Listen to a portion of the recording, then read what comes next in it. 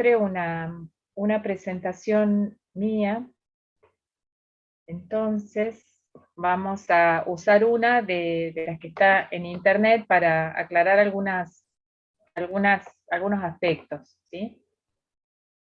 ¿Llegan a verla? Sí, profe. Sí, Bueno, básicamente esto es lo que cuenta que el citoesqueleto está en toda la célula, ¿sí? Y que tiene relaciones siempre con proteínas de transmembrana, que son las que a su vez se van a relacionar con la matriz extracelular y con los componentes intracelulares, es decir, son los que van a hacer que las mitocondrias estén en la posición que esté, que el núcleo esté en la posición que esté, que, por ejemplo, en la división celular los cromosomas se desplacen hacia los polos, que se formen microvellosidades, que la célula pueda migrar. Tiene tres componentes fundamentales, que son los filamentos de actina, que le llamamos filamentos finos. Es una característica, digamos, los filamentos finos, los microtúbulos y los filamentos intermedios. En cada tipo celular tenemos que aprender a distinguirlos dónde están y si tienen alguna configuración especial que les sea característica. Bueno, estos son los microfilamentos o filamentos de actina, estos son los microtúbulos, que están formados por tubulina, y los filamentos intermedios, que son una suerte de filamentos que hacen ladrillitos, a diferencia de estos que se polimerizan y se despolimerizan por los polos, siempre tienen un polo más, donde esta polimerización y despolimerización es más rápida, y un polo menos, donde este intercambio es menor. Eso pasa. Por eso decimos que son polares, los microfilamentos y los microtúbulos. Los filamentos intermedios se ensamblan como si fuesen ladrillitos, o sea, este triplete después se va a ensamblar como si fuesen ladrillos. Entonces, de estos decimos que se ensamblan y se desensamblan. ¿Dónde encontramos microfilamentos? Por ejemplo, en las células musculares, formando, o sea, con configuraciones especiales, en las células musculares lisas, en las células musculares estriadas, en la célula cardíaca, y los encontramos ahí con capacidad contráctil, digamos, ¿sí? Formando una estructura especial en el caso del músculo estriado, que son los sarcómeros. Todos estos también pueden ser estables y estructurales, como pasa con las microvellosidades. En el caso de las microvellosidades son las que van a ubicarse debajo de la membrana plasmática para permitir esa diferenciación de la membrana apical. Estable también los vamos a encontrar en los glóbulos rojos, relacionándose, por ejemplo, con la espectrina, que era esa gran proteína que relaciona a los microfilamentos con la membrana plasmática del glóbulo rojo, para que el glóbulo rojo tenga esa forma de disco bicóncavo. Los vamos a encontrar como muy importantes en el desarrollo embrionario, por ejemplo, cuando forman esos cinturones adhesivos que van a permitir el plegamiento de la placa neural para formar el tubo neural. Los encontramos formando ese cinturón de microfilamentos que van a ser la base para hacer la citocinesis al finalizar la mitosis. Fíjense cómo entonces tenemos algunos que son estables, como pueden ser los de las microvellosidades, y otros que tienen una capacidad contráctil importante para la modificación de la forma celular, como cuando hablamos en la citocinesis, o cuando hablamos de digamos, el desarrollo embrionario, esta contracción del anillo para formar, por ejemplo, el tubo neural o los epitelios glandulares. Los microtúbulos los vamos a encontrar formando el uso mitótico, ¿sí? Los vamos a encontrar ahí como una estructura dinámica importante, pero lo vamos a encontrar también formando estructuras estables, como en el axón de la neurona, por ejemplo, o en la cola del espermatozoide, ¿sí? O lo vamos a encontrar constituyendo cilias, todo esto relacionado con movimiento. También lo encontramos en estructuras vinculadas con el desarrollo, cuando hablamos y dimos como ejemplo los cilios del nódulo de Jensen, que de acuerdo al movimiento del cilio se iba a determinar la lateralidad derecha-izquierda. Entonces, fíjense cómo en todos los tipos celulares que tienen mitosis, van a intervenir en algo como formar el uso mitótico. Y después van a formar diferenciaciones especiales en determinados grupos celulares, como puede ser en las células ciliadas que encontramos en los epitelios, en el espermatozoide, y también va a tener una intervención en el desarrollo. Estos son ejemplos nada más que estamos dando, que era lo que me habían pedido. Todos estos componentes básicos del citoesqueleto, tanto microtúbulos como microfilamentos, van a tener proteínas asociadas. Hay proteínas asociadas, por ejemplo, en el sarcómero tenemos la alfa-actinina, que hace que los microfilamentos de actina se puedan colocar en forma paralela, pero con una distancia tal que entre los dos filamentos pueda introducirse una proteína con características motoras, como es la miosina. En otras estructuras, supongamos, los microfilamentos van a tener una estructura más cercana en uno de otro, por otro tipo de proteínas estructurales, que van a hacer que ahí no pueda interactuar un filamento de miosina, pero va a permitir que hagan una estructura muy estable como son las vellosidades, y ahí tenemos como proteína asociada, por ejemplo, la vilina. Entonces, con los microtúbulos también vamos a tener proteínas asociadas como la dinesina, como la dineína y la quinesina, que son las que van a determinar si un cargo, que puede ser una vesícula, puede ser una mitocondria, se desplace hacia el polo más o hacia el polo menos, ¿sí? Entonces, fíjense cómo el filamento es una estructura básica, el microtúbulo es una estructura básica, pero la función que van a tener puede ser estable o dinámica de acuerdo a esas proteínas que se están relacionando con ellos. ¿Cuándo tengo que saber esto? Ustedes de cada tejido lo van a encontrar capaz que una configuración típica. Si hablamos de tejido muscular, uno los puede explicar, por ejemplo, hablando del sarcómero. Si hablamos de un epitelio ciliado, lo podemos explicar la función de los microtúbulos vinculados con las cilias. O sea, en cada tejido ustedes traten de ver qué configuración típica adoptan y esa la pueden utilizar como ejemplo. En el caso de los filamentos intermedios, como les decía, se desensamblan y se ensamblan. Y acá la característica que tienen es que en general tenemos un tipo por cada tipo celular. Y esto es importante porque cuando uno tiene un tumor indiferenciado, cuando un patólogo tiene un tumor indiferenciado, a veces recurre a marcar con anticuerpos los microfilamentos y en base a eso por lo menos nos puede decir de qué tejido proviene ese tumor indiferenciado, por ejemplo, ¿no? Este es un ejemplo, pero bueno, la determinación de los filamentos intermedios hoy tiene realmente mucha importancia para muchos diagnósticos en oncología. Filamentos intermedios característicos del tejido epitelial, tenemos la queratina. Filamentos intermedios característicos, por ejemplo, del tejido muscular, tenemos la desmina. Filamentos intermedios característicos del tejido nervioso, vamos a tener los neurofilamentos y vamos a tener los filamentos de la glía. De células de origen mesenquimático vamos a tener los filamentos de Vimentin. ¿Bien? Y bueno, nos acordamos que hay un tipo de filamento intermedio especial, que son los laminofilamentos o lámina nuclear, que son los que cuando son fosforilados se desensamblan y así se desarma la membrana nuclear. Y cuando vuelven a ser fosforilados, se vuelven a ensamblar, y entonces ahí tenemos la constitución nuevamente de la lámina nuclear, de la membrana nuclear, perdón, a partir del retículo endoplasmático de la célula. Entonces, esto lo vamos a encontrar en quién? En todas las células, obviamente, que tienen núcleo y que hacen mitosis. ¿Bien? No sé si resumí acá bien lo que me habían pedido que les comente.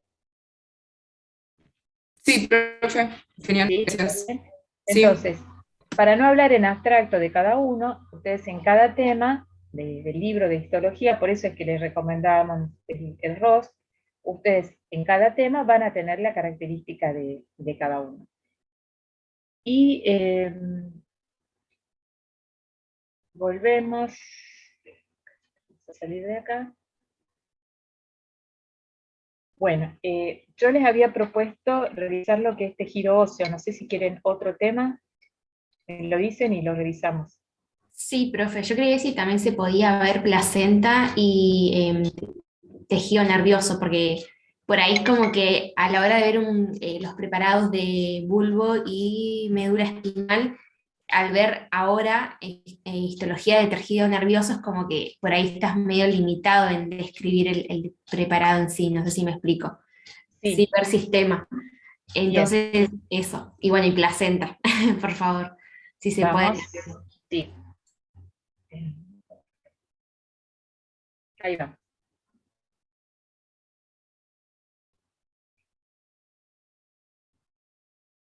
En realidad en el preparado ustedes van a reconocer estructuras, ¿sí?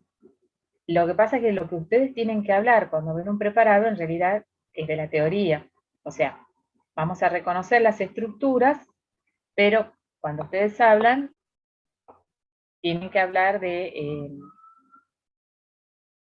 la teoría. A ver, quiero una que no esté señalizada. Bueno, a ver, voy a limpiar una, esperen, que tengo acá, y ahí la contamos.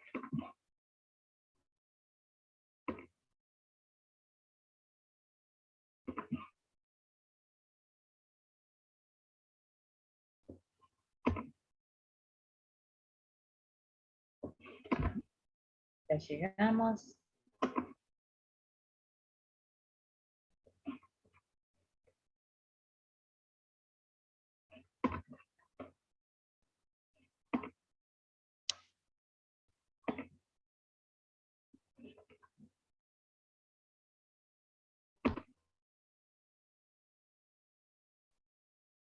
Tengo que borrarle la cartelería.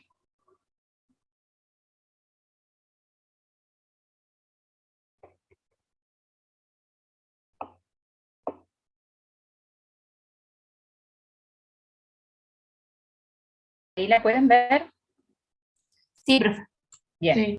Entonces, este es un corte de placenta que está con 10 por, ¿sí? Entonces, ¿qué es lo que ustedes ven acá? Este es el corte transversal de una vellosidad, ¿sí?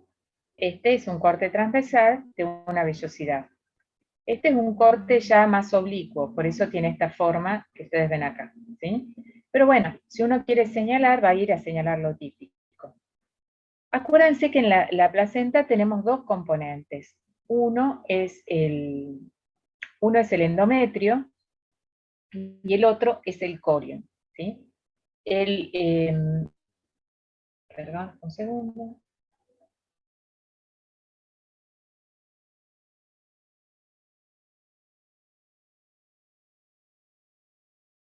Ahí está. Bueno, uno es el endometrio y otro es el corion. Las vellosidades coriales se meten en el endometrio, ¿sí? Penetran en el endometrio y lo rompen al endometrio. Entonces, las arterias espiraladas y los vasos sanguíneos se rompen, ¿sí? Y quedan bañando estas vellosidades. Algunas vellosidades se van a anclar, por eso que la placenta no está suelta, y las otras vellosidades quedan como vellosidades flotantes. A su vez, cada una de estas vellosidades tiene prolongaciones y cada célula superficial de la vellosidad va a tener microvellosidades. Entonces, cuando es una vellosidad como esta, yo tengo acá tres componentes, perdón. Tengo esto, que ¿qué es esto? ¿Qué tipo de tejido es? Glandular. ¿Tejido qué, perdón? Perdón, recién me uní, estoy un poco perdida. Glandular, pero no, no es una luz, esto es lo que estamos viendo. No, No. no es una luz, ¿sí?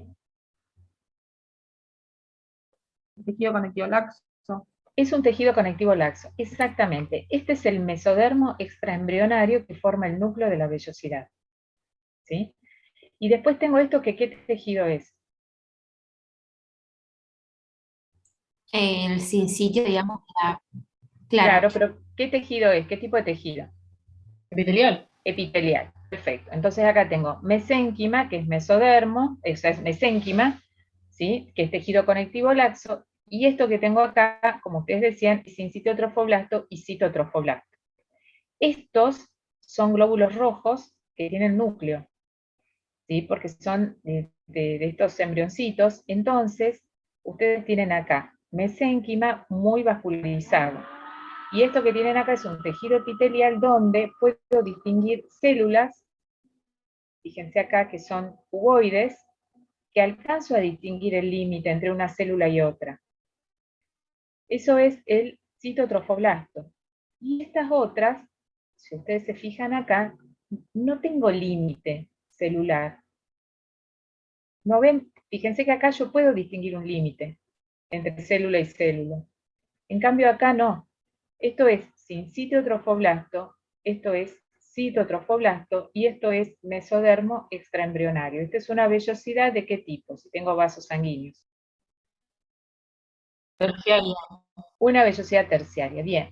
Eso que les muestro, acá se ve mejor. Fíjense, estas son células de sincitio. Fíjense que ustedes distinguen bien los límites de cada célula. ¿Sí? Y esto no. Esto es como una gran célula multinucleada que es el sincitiotrofoblasto, perdón. Esto es citotrofoblasto, ¿sí? Que es la capa más interna, la que está en relación con el mesodermo extraembrionario, y esto es sincitiotrofoblasto, que es como una gran célula multinucleada. ¿Qué es esto? Es la sangre materna. Todo esto que tengo acá es la sangre materna. Fíjense, los glóbulos rojos son glóbulos rojos maduros. Esto es sangre materna que baña a estas vellosidades. ¿Estas son las lagunas? No, las lagunas en realidad se ven en el embrión. Las lagunas se ven en realidad como lagunas hemáticas, se ven en el embrión ya desde la segunda semana, ¿sí? Esto es como, pero esas son como lagunas que se arman dentro del propio trofoblasto. Acá ya no, acá ya tengo la estructura vellositaria, ¿bien? Que se mete en el endometrio completamente y ya rompe los vasos sanguíneos maternos. Las lagunas son preexistentes a los vasitos sanguíneos del embrión. Veamos otra, a ver si corre esto. Fíjense, esto es con menor aumento, esto es con 5. Fíjense acá, esta es una vellosidad cortada más longitudinalmente, y cada una de estas son vellosidades cortadas transversal, ¿sí? Y estos son los vasos sanguíneos maternos.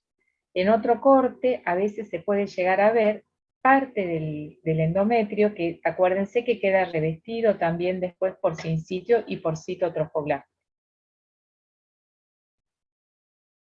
Acá la ven con más detalle, este es el sincitio. Fíjense, esto grueso que se ve acá arriba son las microvellosidades. Estas son células del cito, bien delimitadas, y acá tenemos ese tejido conectivo laxo que ustedes mencionaban con vasitos sanguíneos, ¿sí? Y acá se les está marcando un capilar con un glóbulo rojo nucleado, que es un glóbulo rojo fetal. Bueno, esto es cordón. ¿Está ahí placenta? Ustedes, esta es la parte histológica de placenta, pero otra vez, ustedes para poder explicar bien esto, se tienen que acordar cómo se forman esas vellosidades coriales, ¿sí? O sea que ahí nos tenemos que remitir a lo que es el capítulo de embriología, donde estudiamos cómo es la formación de la placenta. Me habían dicho placenta y tejido nervioso. Veamos tejido nervioso. Profe, perdón, Sí. ¿y qué diferencia hay con la de segundo trimestre? Porque hay preparados de segundo trimestre y de tercero, creo, en la cátedra. Este sería de tercero, ¿no? Sí. Básicamente lo que tenemos entre segundo y tercer trimestre es el espesor de la membrana, ¿sí? ¿A qué distancia está el glóbulo rojo, o sea, el glóbulo rojo, el vaso sanguíneo de la sangre materna? Acá está la sangre materna. Fíjense, y acá están los vasos sanguíneos, ¿sí? Esta es como de segundo trimestre. En la medida en que se va acercándose al tercer trimestre, ¿qué es lo que pasa? Desaparece la capa del sincitio como tal, desaparece el cito como tal, el sincitio y el cito, y quedan como nódulos sincitiales a partir de los que se va regenerando la placenta, digamos, sigue proliferando, pero la tasa de proliferación es menor. Es decir, en una placenta de tercer trimestre ya vamos perdiendo esta delimitación que hacemos tan clarita de capas. ¿sí? Porque se Bien. va afinando, esta distancia va disminuyendo, se va afinando este mesénquima que separa digamos, la sangre del embrión, que es esta, de la sangre materna, desaparece el citotrofoblasto, como capa que tenemos acá, y el citotrofoblasto persiste como nódulos sincitiales, como nódulos, como nudos en algunos puntitos de las vellosidades, ¿sí? O sea, esto se tiene que afinar mucho más. Bien, profe. Y en lo que es la parte de la placenta materna, bueno, justo no sé si hay fotos, pero ahí tendríamos que ver lo que es músculo, lo que son las glándulas uterinas, ¿no? Principalmente. Claro, exactamente. Pero Bien, los preparados que tenemos están, lo que ven básicamente tendrían que ver estas capas, porque acuérdense que después la cara que mira hacia la cara placentaria, digamos, que es la cara materna, queda revestida también, se vería como esto más o menos, ¿sí? Que es lo que se le llama el escudo claro. trofoblástico, ¿bien? Bien, perfecto. Gracias, profe. Pero los preparados están centrados en mostrarles las vellosidades fundamentalmente. Profe, Sí, entonces en los preparados va a decir placenta y nosotros ahí tenemos que empezar a hablar de las vellosidades y especificar, pero ya va a decir el nombre del órgano. sí, sí, sí. Son los mismos. A ver, ¿qué es lo que voy a hacer el fin de semana? ¿Sí? Cuando termine el repaso, voy a ir y voy a separar en grupitos de 3 los preparados, pero son los mismos preparados que han tenido durante la cursada, ¿sí? Ok. ¿Me siguen? O sea, voy a separarlos en grupos de 3 y bueno, a alguien le tocarán los 3 primeros, a alguien los 3 segundos, a alguien los 3 terceros y así. Pero van a ser los mismos así como están, con lo mismo que dicen en los rotulitos. Buenísimo, gracias. ¿Bien? ¿Cuál es la idea? Que bueno, que ustedes puedan señalar las estructuras. Por ejemplo, si les toca placenta, decir que este es un corte transversal de una vellosidad de placenta que pareciera ser de segundo trimestre.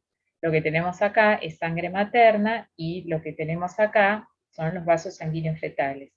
Esto es tejido conectivo laxo, como me dijeron ustedes, que corresponde al mesodermo extraembrionario.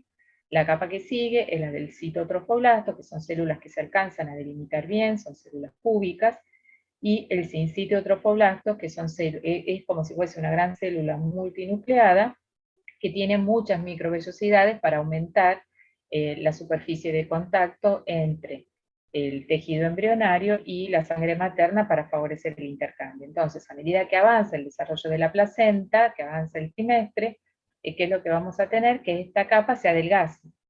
Esta capa se adelgaza, esta membrana se adelgaza, y esto que les contaba que eh, queda prácticamente todo revestido de una membrana de tejido conectivo, muy adelgazado lo que es el citotrofoblasto y el sincitotrofoblasto, que persisten como nódulos en las vellosidades. Después, ¿qué le va a pasar a la placenta cuando esté terminando el último trimestre? Lo que pasa es que los fenómenos de degradación de la placenta, empieza a disminuir la vascularización, empieza a hialinizarse, porque son signos de envejecimiento placentario, y este envejecimiento placentario es una de las señales que indica que se está llegando al final del embarazo, ¿sí? Pero bueno, con que ustedes reconozcan las capas, sepan qué es el sincito, el cito, de dónde viene, cómo se forman, esto es lo que se les va a preguntar si les toca el preparado de placenta. O sea, ustedes lo que van a hacer acá es señalar estructuras, y lo otro lo tienen que saber de embriología, digamos, ¿sí? Profe, perdón, a Sí. modo de repaso, sintetizado, en embriología, ¿en qué semana se podría decir que empieza, digamos, a desarrollarse la placenta? El inicio del desarrollo de la placenta es cuando empieza la implantación, Perfecto, ¿sí? bien, Porque ahí vos tenés ya, reconocer lo que es el trofoblasto, claro, sin cintito, que empieza el séptimo día, ¿sí? Y ya tenés el endometrio, que ya no hablamos de endometrio receptivo, sino que empezamos a hablar de decidua basal, que es donde se está implantando el embrión. Entonces bien, ahí séptimo día, cuando empieza la adherencia, es cuando empieza a formarse sería el origen de la placenta ahí. ¿Bien? bien. Y después, bueno, nada, después sería todo ahí empezaría, y bueno, hasta el final, ¿no? Del embarazo, toda Exactamente. la evolución. Y respecto a una pregunta muy, sí, muy obvia, pero la tengo que hacer. Em, digamos, cuando se implanta el embrión, sería solo el estrato funcional y basal, ¿no? Porque si ya entraría lo que es el músculo, no me acuerdo si había alguna Y patología. bueno, ahí vamos. Sí, es en el estrato funcional que se tiene que Bien, implantar, ¿sí? Cuando se implanta en el músculo, ojo que cuando se implanta, se puede implantar en el músculo, es más, la placenta puede llegar a invadir hasta la vejiga, y ahí hablamos de acretismo placentario, ¿sí? Eso es una patología. Como que bien, puede pasar, es patológico, es muy compleja la resolución, digamos, es muy compleja la resolución, a veces sale mal y se pierde el feto y la madre, y el útero, ¿sí? Uno aspira a que todo salga bien, que se salve el útero, que se salve el feto, que se salve la madre, ¿sí? Pero son situaciones complejas. Dicho bien. ya que lo preguntan, esto es favorecido por las cesáreas, ¿sí? Porque cuando hay una cesárea, es uno, al hacer un corte, por más pequeñito que sea el corte, ya altera lo que es la estructura normal que tiene el útero. Entonces, cuando uno mide estadísticamente la presencia de acretismo placentario en pacientes que tuvieron cesárea versus en las que no tuvieron, si bien es cierto es baja la frecuencia, ve que es mayor en pacientes que han tenido cesárea, ¿sí? Por Profe, eso el gracias. parto Y normal es, digamos, la situación más fisiológica, más deseable, digamos.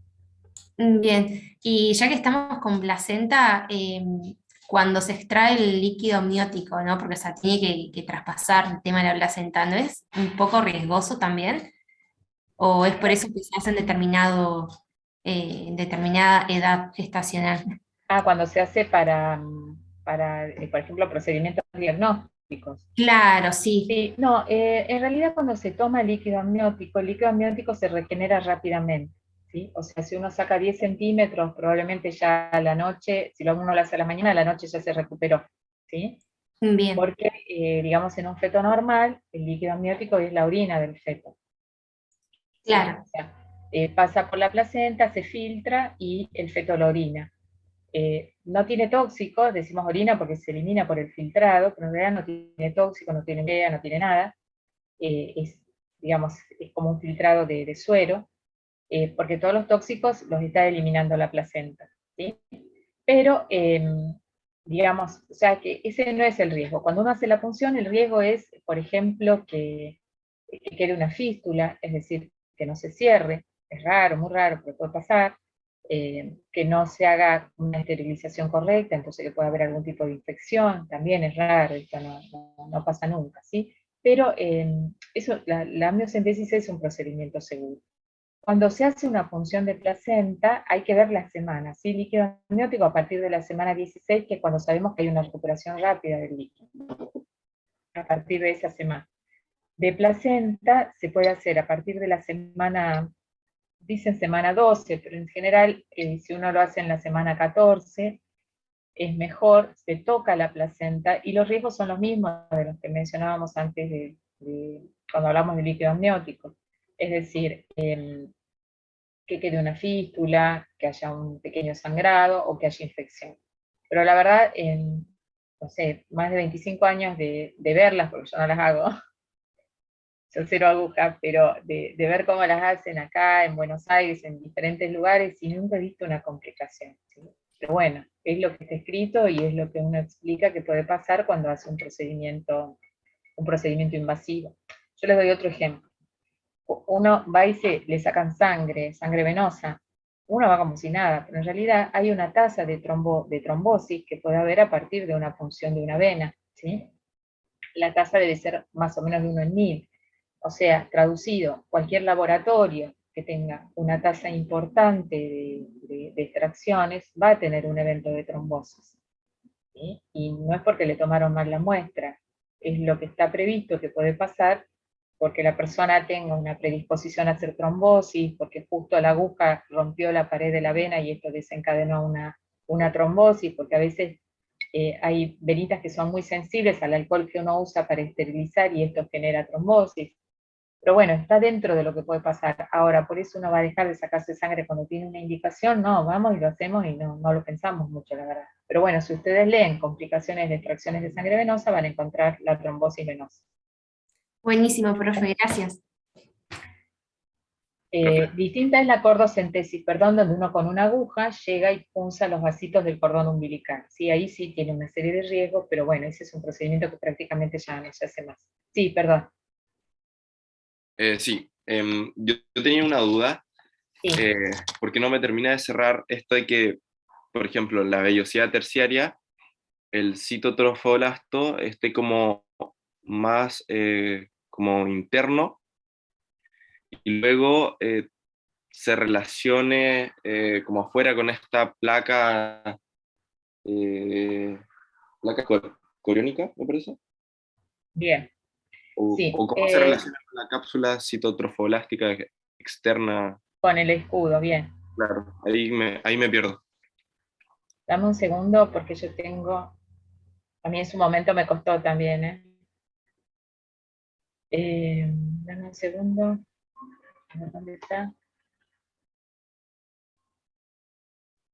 Porque tengo una fotito que me gustó, me parecía que era clara.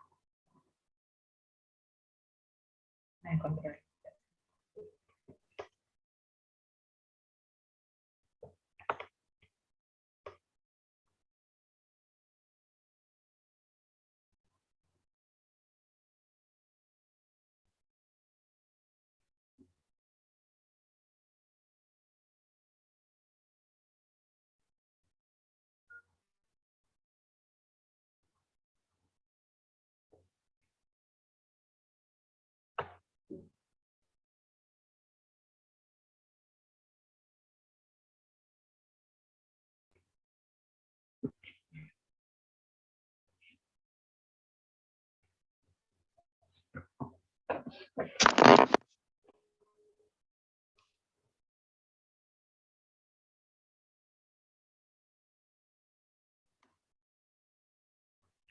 Bueno, pueden ver acá, ¿sí?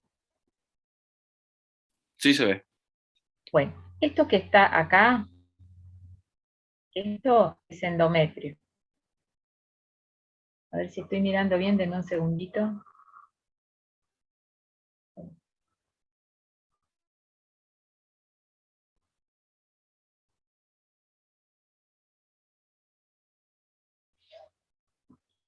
Un segundito que la miro bien de vuelta.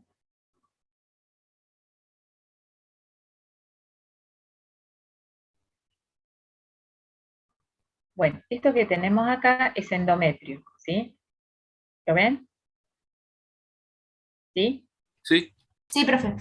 Lo que está en verde es el citotrofoblasto, ¿sí? Que son esas células cúbicas que les mostraba antes, ¿sí?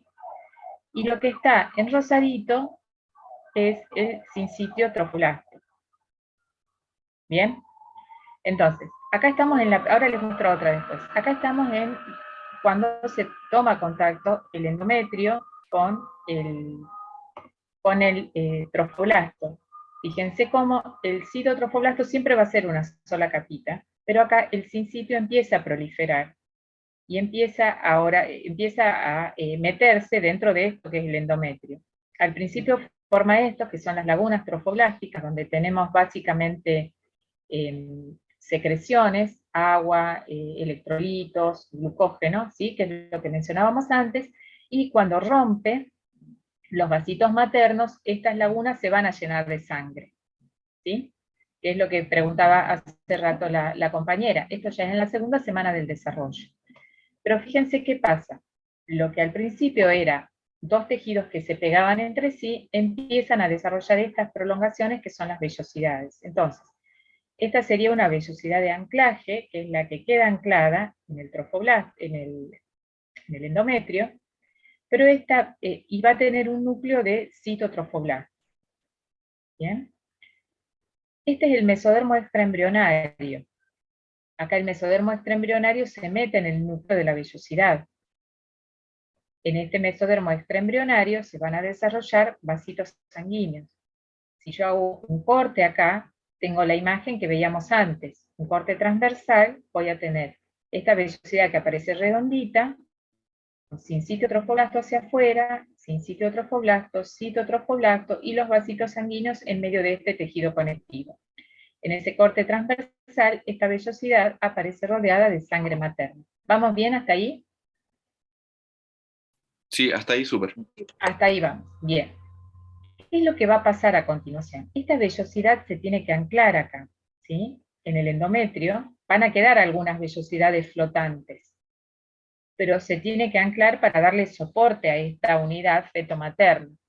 Entonces, cuando se produce ese anclaje, fíjense que acá estos vasitos estaban revestidos con su endotelio y rodeados de endometrio. Fíjense que cuando se produce el anclaje, se produce como una interposición del citotrofoblasto con el endometrio. Fíjense que acá tenían solamente sin sitio con endometrio. Con esta vellosidad de anclaje, el citotrofoblasto se coloca entre el sinsitio y el endometrio. Es esto que ven acá. Entonces acá tienen citotrofoblasto, endometrio, y la laguna queda siempre revestida de sinsitio trofoblasto. Bien, esta es una vellosidad de anclaje y estas son las vellosidades flotantes. Esto que tienen acá es lo que se llama escudo trofoblástico.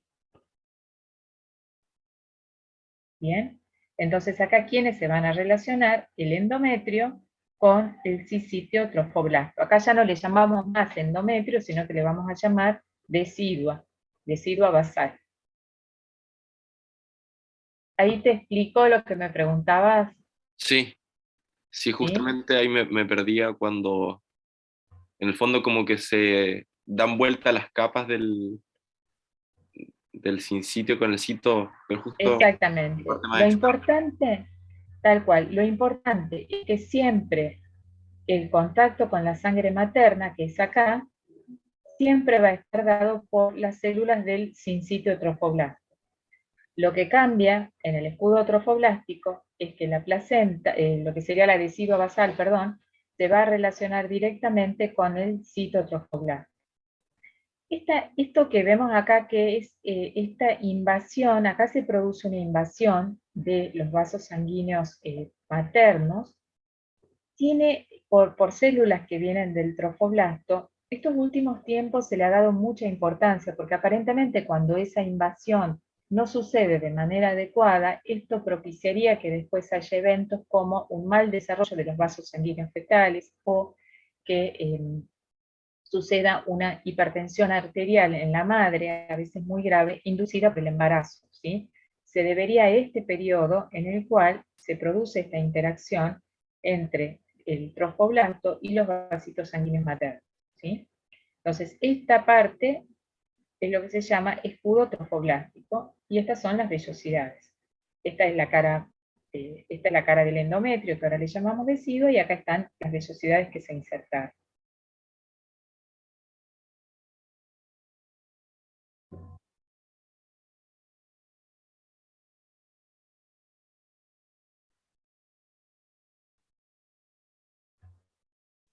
Claro, lo que pasa es que se tiene que ir adelgazando la barrera, ¿sí?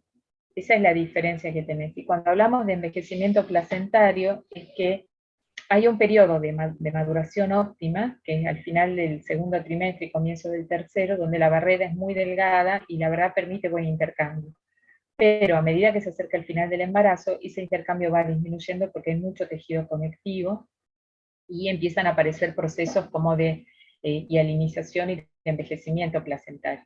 Este otro esquemita es el de Lagman, donde tenemos acá, fíjense, la vellosidad de anclaje, esto es citotrofoblasto, esto es sinsitio, que es el que siempre recubre, el que está en contacto con la sangre de la madre, y acá tenemos citotrofoblasto, esto sería la decidua, bien, y termina en contacto el citotrofoblasto con la decidua. Profe, eso es para que el sinsitio trofoblasto en el fondo, en términos burdos, no siga comiendo más allá de donde tiene que llegar, ¿no? No, esto es, primero, pareciera ser, si todo lo digo en estos términos, porque todo lo que es fisiología de la placenta, aunque ustedes no crean, sabemos muy poco. y está la clave acá de los abortos, de las parejas que tienen abortos a repetición, y seguramente de muchos cuadros de infertilidad, está la clave en este periodo de implantación, ¿sí? Pero sabemos muy poco todavía. Fundamentalmente porque se cree que acá esta disposición favorece que no haya rechazo de la placenta, ¿sí? Las relaciones que se establecen, los marcadores que se expresan en uno y en otro lado favorecen eso. Y lo mismo acá que fíjense que siempre el sincito de trofoblasto es el que está en contacto con la sangre materna, está en contacto directo con la sangre materna, no el citotrofoblasto. Y esto sería una manera de garantizar el anclaje de la placenta, de las vellosidades, digamos, al endometrio materno. Pero esto todo lo toman como provisional, porque les digo, esto es motivo de muchísimo estudio. Es más, ahora se están estudiando qué proteínas y qué genes se están expresando en este momento para ver si ahí se encuentra la clave de esto que les estoy comentando. Bueno, Bueno, estos profe, son gracias. otros esquemas de placenta, pero bueno, básicamente es lo mismo. Bueno, otra cosa que quieran repasar. Era tejido óseo, creo, y nervioso. No sé si Ay, los dos. nervioso me quedó, sí. Ahí Sí. vamos a ver. Esperen que lo vamos a abrir.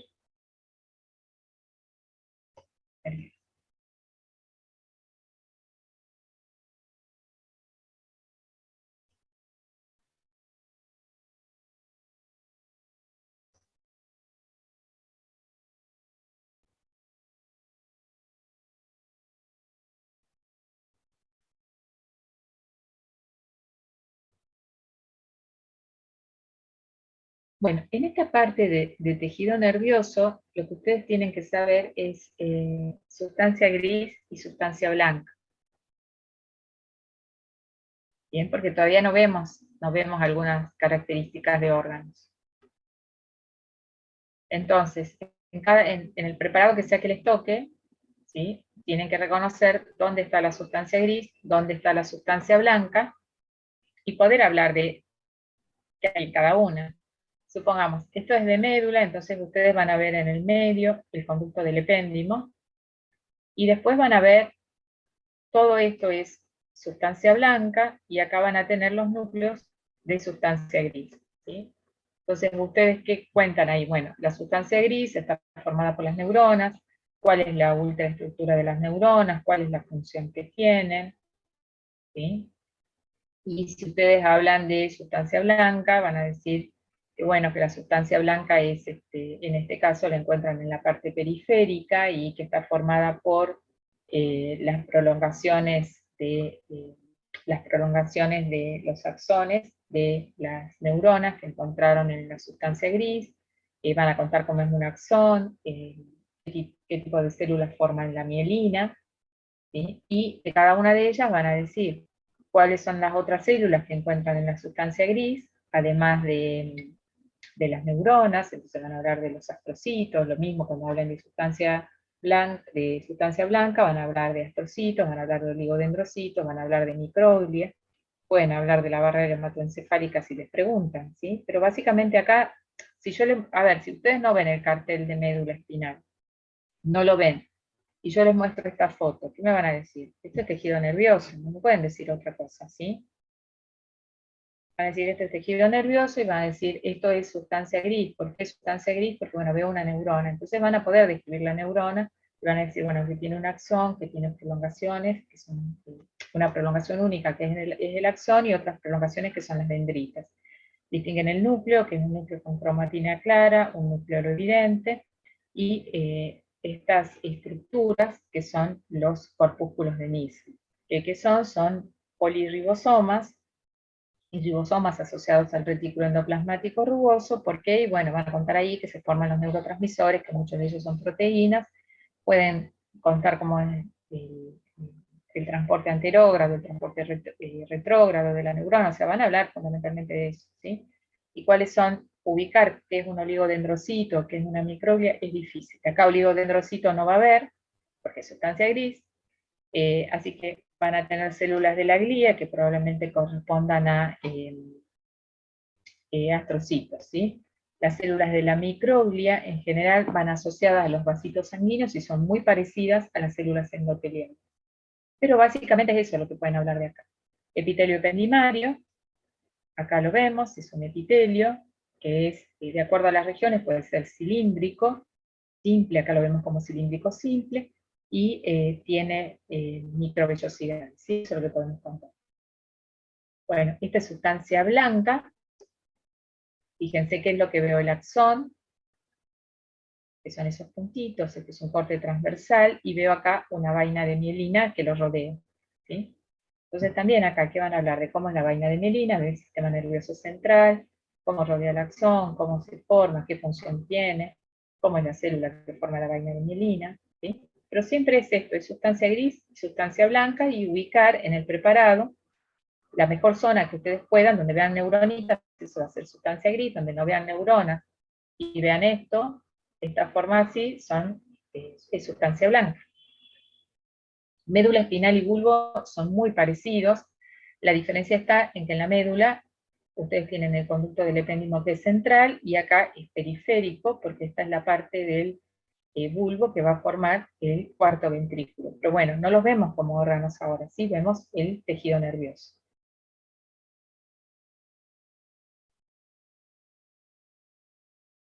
Bien, y esto es cerebelo, donde también vamos a tener la sustancia gris en la corteza. Todo esto es la corteza del cerebelo. Acá es vista con mayor aumento, 3 capas.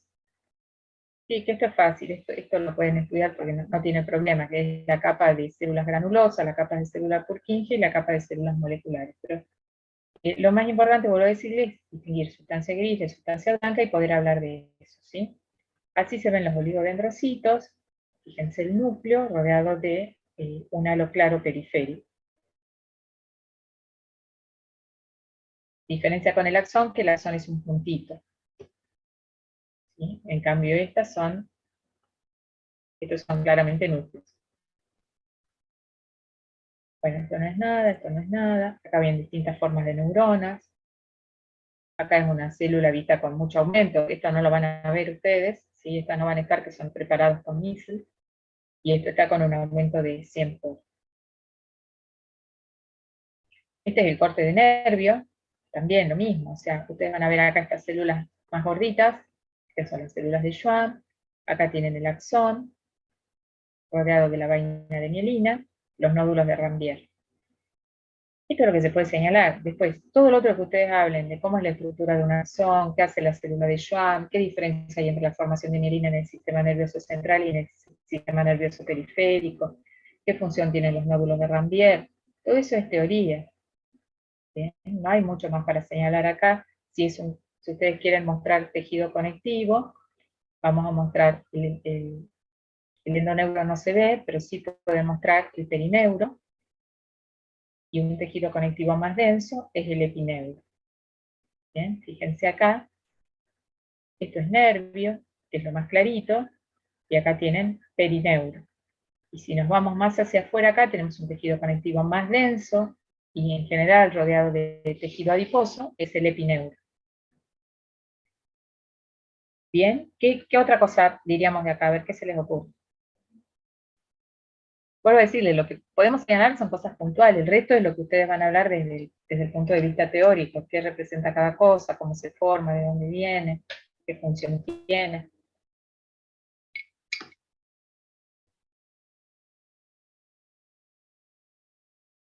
Sí, a ver, escucho.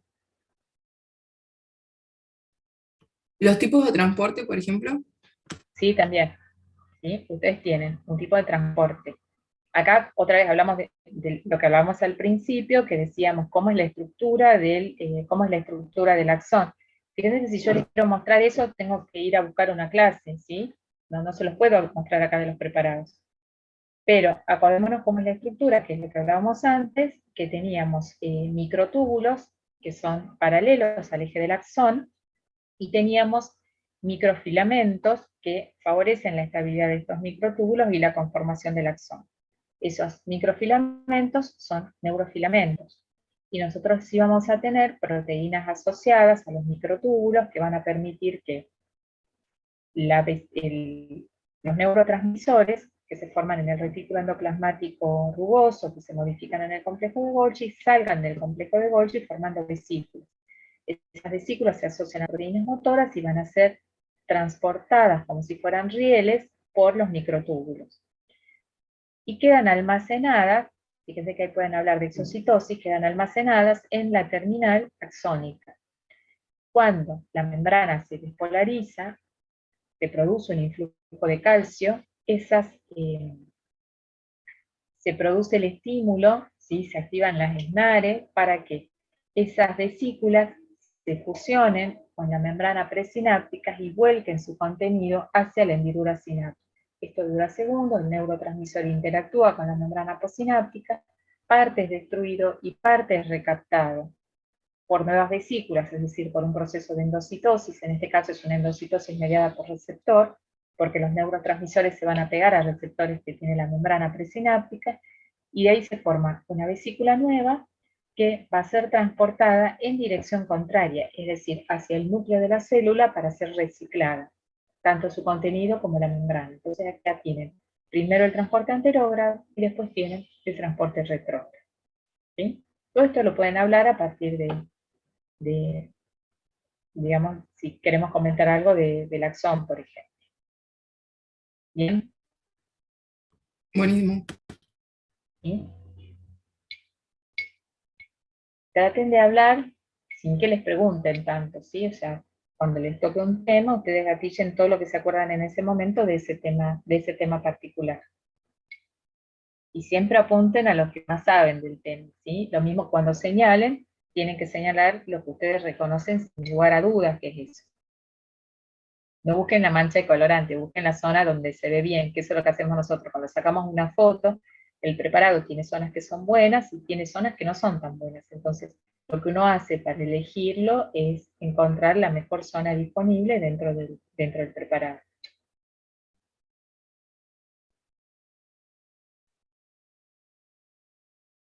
Bien, ¿preguntas de esto? ¿Quedó más o menos? Sí, profe, gracias. Bien, Sí, vamos profe. a ver tejido óseo, ¿sí? En tejido óseo, nosotros vamos a tener, nosotros en tejido óseo hay preparados de un dedito, hay preparados de un huesito, que uno ya lo ve de afuera y ya se da cuenta lo que es, ¿sí? Y básicamente en el que tiene solo el huesito, vamos a poder ver, vamos a buscar en la zona de la corteza y vamos a ver hueso compacto, ¿sí? El hueso compacto, cuando lo vemos con un aumento de 40 por, uno tiene que buscar estas, que son las lagunas de los sistemas de Haber, ¿sí? Entonces acá vamos a ver todas estas que son las osteonas. Entonces acá tenemos un sistema de Haber, las osteonas que tienen las minillas periféricas y estas son las lagunas donde se ubican los osteocitos. Esto que tienen acá, este corte, es un conducto de Wolfram, ¿se acuerdan los que son perpendiculares al eje de la osteona y que conectan una osteona con otra? Entonces ustedes acá, ¿qué pueden hablar? Que el hueso compacto está formado por las minillas concéntricas que se organizan formando osteonas. ¿Sí? Esto se ve bien porque es una técnica que se llama de desgaste, no se descalcifica el hueso. Pero ustedes en el preparado de hueso que tenemos también pueden llegar a verlas, bajando un poquito la intensidad de la luz se ve el contraste. Entonces, hay laminillas que son concéntricas, que son las osteonas, y pueden hablar de las otras laminillas que son intersticiales. ¿Qué preguntamos acá? Bueno, ¿cuáles son las células del tejido óseo? Entonces nos van a hablar de los osteoblastos, de los osteoclastos, de los osteocitos. Esto también es una técnica de desgaste. Y esta es la que vemos con hematoxilina eosina, donde en realidad no se hace desgaste, sino que se hace descalcificación y después se hace la tinción con hematoxilina eosina. Entonces acá tenemos el conducto de Haber, donde viene el vasito, y estas son las lagunas concéntricas, donde vemos las lagunas donde se ubican los osteocitos. A veces logramos ver una celulita o el núcleo de una célula y a veces las lagunas están vacías. Acuérdense que cada laguna tiene lugarcitos por donde estas células se conectan entre sí, formando una red, que tienen uniones en hendidura. Fíjense, acá tenemos otro ejemplo de células que no son células epiteliales, que tienen uniones en hendidura, y que pueden, esto tiene una importancia metabólica para el desarrollo y el mantenimiento del hueso. Y acá podemos hablar del hueso como un reservorio de calcio, el intercambio permanente que hay entre el proceso de resorción y de síntesis de hueso, que esto es normal. En los niños predomina obviamente la síntesis, en los ancianos empiezan a predominar los procesos de resorción, y en los adultos de edad media están equilibrados, ¿sí? Todo esto lo pueden contar desde lo que es fisiología. Estas también son fotos de los preparados que ustedes tienen, y eligen la mejor, ¿sí? Acá está el conducto de Haber, las laminillas concéntricas, las lagunas donde se ubican los osteocitos. Acá tenemos laminillas intersticiales. Y cuando es osificación endocondral, espérenme que vamos a buscar otra, ¿sí? Ustedes tienen una zona de cartílago que está en reposo. Ustedes tienen acá la zona que correspondería al cartílago metafisario, que es donde se está produciendo la muerte del cartílago y al finalizar la síntesis de tejido óseo, que es lo que tenemos acá, ¿sí? Entonces acá tenemos cartílago, acá cartílago que está sufriendo esos procesos de transformación, y acá ya tenemos en esta zona la síntesis del tejido óseo. Fíjense cómo acá vamos a tener, ahora lo vamos a ver con más aumento, muchas células de la sangre, y cómo cambia la coloración entre este color y este color, es muchísimo más eosinófilo. Entonces, acá estamos en la zona de cartílago metafisario, y fíjense cómo tenemos cartílago que está proliferando, cartílago hipertrófico, acá está formando las pilas de moneda, y fíjense acá cómo se empieza a necrosar, como este núcleo es diferente de este núcleo, va perdiendo el trofismo, y finalmente la célula muere. Esta es la matriz cartilaginosa. Acá va a haber depósito de calcio, y por eso no se pueden nutrir más las células, y entonces mueren. Y acá viene el proceso de resorción de este cartílago, y su reemplazo por, fíjense acá, la matriz osteoide, que es más eosinófila, y acá con mayor aumento vemos células de la sangre, que son las que vienen con esos vasos, con los vasos nutricios, células de la sangre que van a formar la médula del hueso, y acá en las paredes vamos a ver unas células grandes, que son las células que van a hacer fagocitosis de todo esto, que se va degradando, que son los osteoclastos. Acá tenemos cartílago en reposo, cartílago proliferando. Fíjense cómo en cada laguna empezamos a encontrar más de un condrocito, cartílago hipertrófico, y acá tenemos la necrosis. Este es el cartílago en reposo. Esta imagen, acá tenemos el cartílago en fase proliferativa. Acá está hipertrófico, y acá ya empiezan los fenómenos de necrosis. ¿Sí? Fíjense acá con mayor aumento como los núcleos, el citoplasma parece grande, y estos núcleos empiezan a perder la conformación que tenían.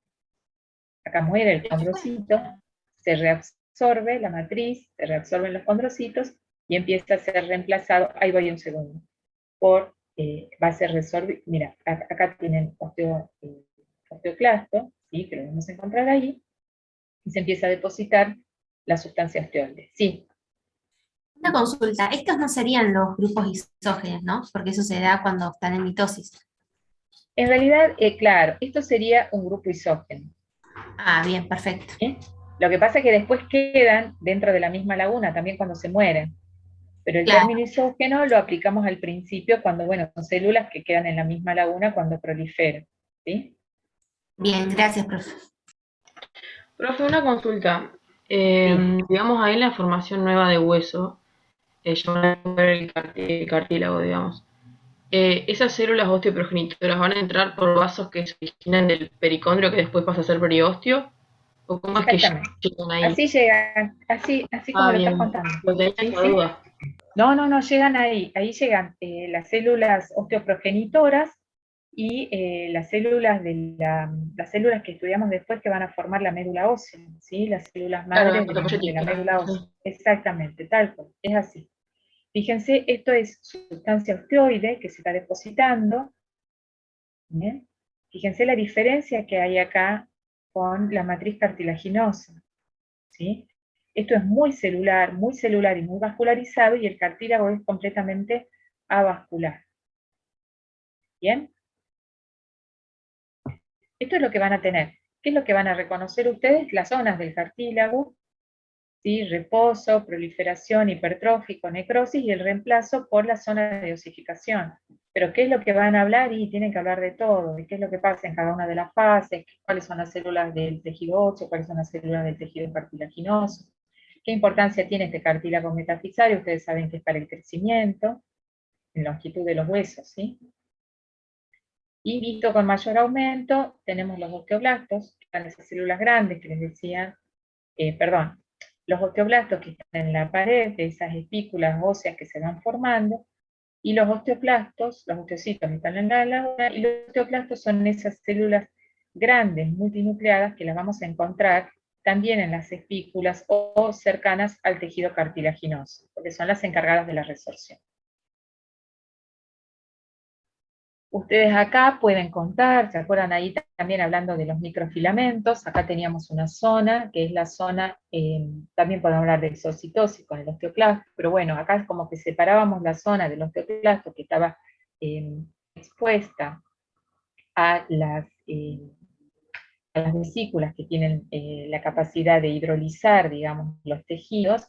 Entonces ahí se producía como un aislamiento del osteoclasto, también a través de una especie de cinturón adhesivo que está formado por microfilamentos, que hacen que se describan dos zonas del osteoclasto, una zona que es más apical, que es la que está expuesta a la acción enzimática y el TH ácido, y una zona basal por donde van a salir las vesículas que llevan el producto que se ha reabsorbido y lo pasan hacia la sangre, ¿sí? Si es en el caso del hueso, van a ser vesículas que van a contener los productos de degradación del hueso, entonces van a tener calcio que se va a volcar hacia la sangre.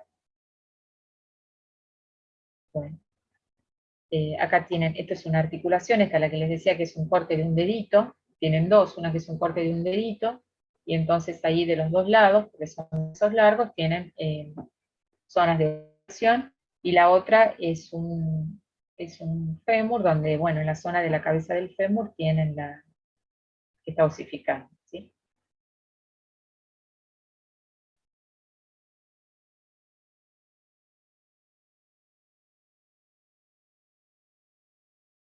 Bien.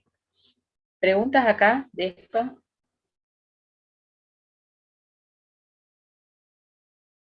Fíjense, esta es matriz osteoide, y acá está osificando, ¿sí? Acá también. Esto es ya está osificado. Bien, ¿preguntas?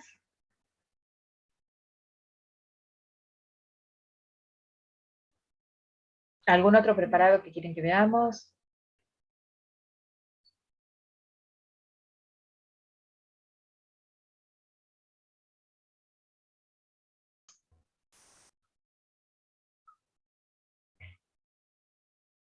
Exactamente, tal cual. Se va reabsorbiendo la matriz cartilaginosa, se deposita la sustancia osteoide y se osifica, sí.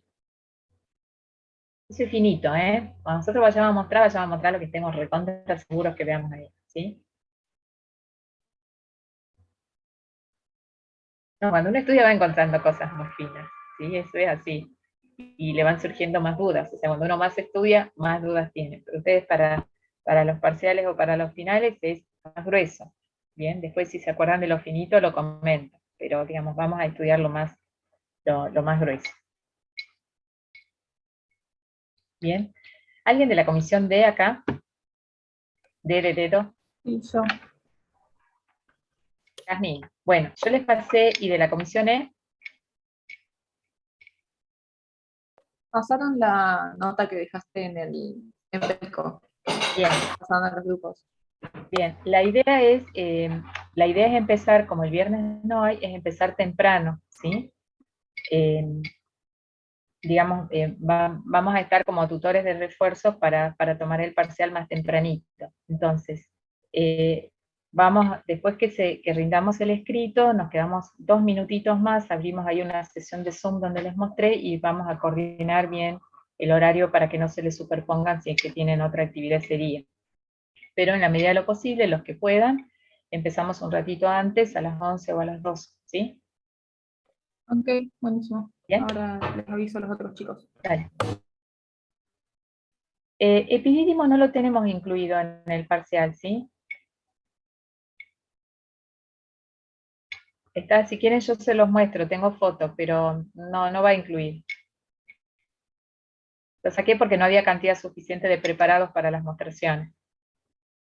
Bueno, esa es otra cosa que vamos a tener que trabajar, es en aumentar el número de preparados, ¿sí? Bueno, pero recién empezamos nosotros. ¿Otra cosa?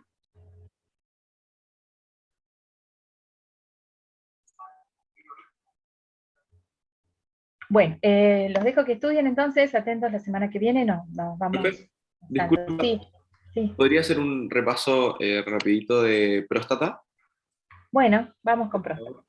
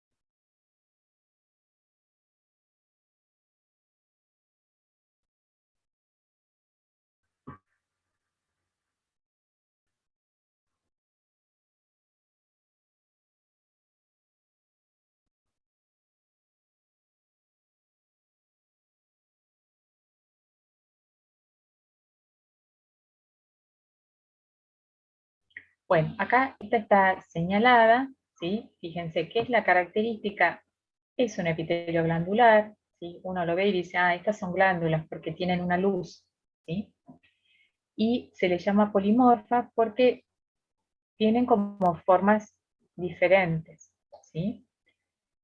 Y después tiene un tejido conectivo donde tenemos bastante músculo liso, ¿sí? Esta es la parte glandular, y después vamos a ver una zona donde van a predominar más los conductos, que no tienen esta forma así tortuosa, como tiene la parte que es glandular propiamente dicha. Este tiene un epitelio, que es un epitelio eh, cúbico o cilíndrico bajo, y tenemos también la secreción, ¿sí? Acá tenemos otras imágenes, siempre con esta forma polimorfa que le decimos, y acá se ve bien rojo lo que es el tejido muscular. Acá tenemos la zona de conductos,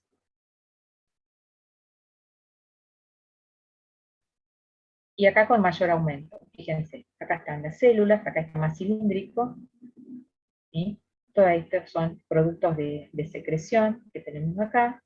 Acá tenemos una capa de tejido conectivo, hay células mioides, y fíjense, todo esto es tejido muscular.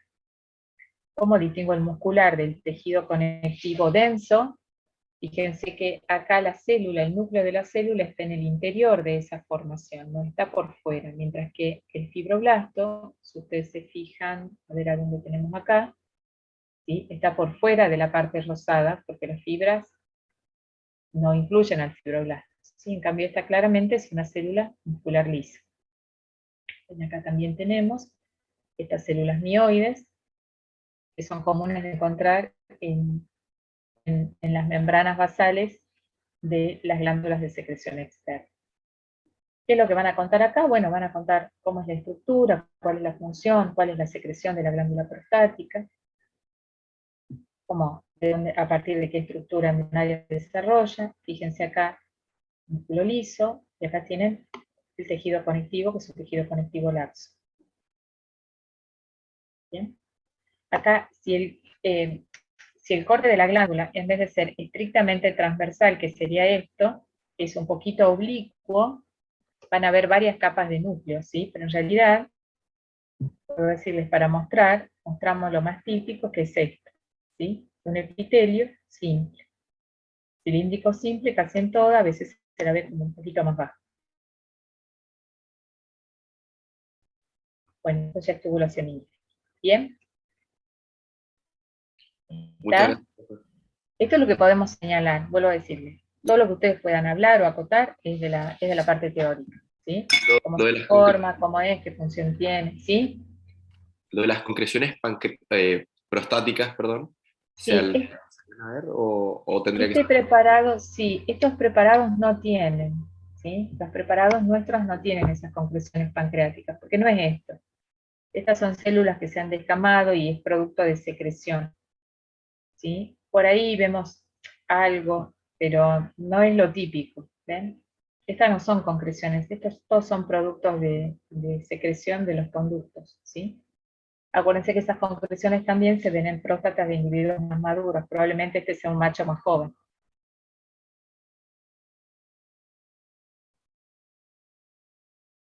¿Sí? Sí, Bien, profe. Bien.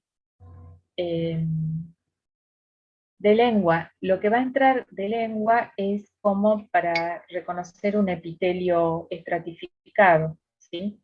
Si está en el listado, fíjense que hay un listadito en PEDCO, si está en el listado entra para ver epitelio, si no está en el listado no me acuerdo la verdad. Bien, pero si está lengua, lo que tiene que con lengua podemos ver músculo, y podemos ver músculo estriado, podemos ver tejido conectivo y podemos ver epitelio. ¿Sí? No entra en sí como órgano, no le vamos a preguntar el desarrollo embriológico de la lengua, pero puede entrar para mostrar los tejidos, no estaría mal que entre, quiero decir, ¿sí?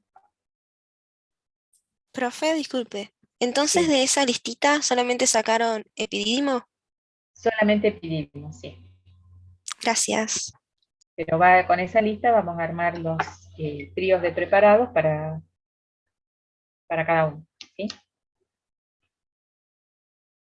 ¿Bien? Bueno, entonces los dejo estudiar. A ver acá, ahí aparece otra pregunta. Lengua no está en el listado. Bueno, si no está, no va, ¿sí? Porque vamos a armar con eso, vamos a armar el listado. Podría estar lengua, quiero decirles, no es descabellado, podría estar, pero bueno, si no está en el listado, no, nos vamos a asignar nos vamos a ajustar ese listadito. ¿Bien? Yo como para que tenga previsibilidad, digamos, porque por ahí se ponen nerviosos por cosas que no tienen sentido. Lo mismo pasa con los rotulitos. Uno le dedica mucho tiempo a aprenderse de memoria el preparado y en realidad se lo aprenden rápidamente, pero les genera inseguridad y por ahí tener un rótulo los pone más tranquilos a la hora de mostrar y de explicar lo que tienen que explicar. ¿Está? Sí, bueno, nos vamos a ir viendo durante la semana, ¿sí? Yo voy a estar. El parcial, el escrito es por PEDCO. ¿Sí? Ustedes tienen que estar, creo que están todos matriculados, pero voy a publicar el listado, algunos grupos quedaron en que van a armar ellos los listados, mientras esté mitad y mitad de la comisión no hay problemas. Va a estar la mitad, porque no entramos todos juntos a la PEDCO, ¿sí? Si no les tomaría todo el lunes a la mañana, pero se colapsa, entonces necesariamente tenemos que armar dos grupos. Entonces va a haber un grupo el lunes y va a haber otro grupo que rinda el martes. Porque a esa hora tan exótica no me simpatiza levantarme temprano. Yo soy más de las que se acuesta tarde que de las que se levanta temprano. Pero bueno, esa hora está desocupada, si no, PEDCO colapsa. Entonces la idea es que hagamos un escrito tranqui, que para el examen final es el mismo tipo de escritos, son el mismo tipo de preguntas, nada más que va a ser presencial, ¿sí? Acá lo hacemos por PEDCO. De acuerdo al listado que tengamos de aprobados, obviamente de presentes y aprobados, ahí los vamos a ir distribuyendo en los grupos para el oral, pero el oral es presencial. ¿Bien? Profe, Sí. perdón, una consulta general.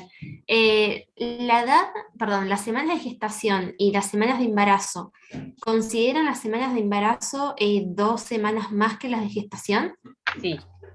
Cuando Ok, hablamos en general, en embriología nosotros hablamos de semanas de desarrollo, ¿sí? sí, Pero les hacemos la salvedad porque siempre en obstetricia se habla de semanas de acuerdo a la fecha de última menstruación, que son 2 semanas más.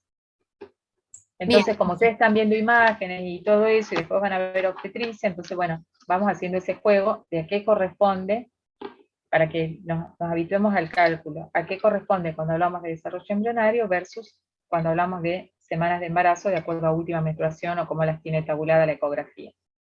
bien, gracias, profe.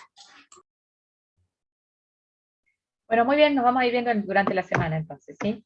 Que tengan Bueno, linda jornada. Hasta luego. muchas gracias, profe. Gracias, Gracias. profe. Chao.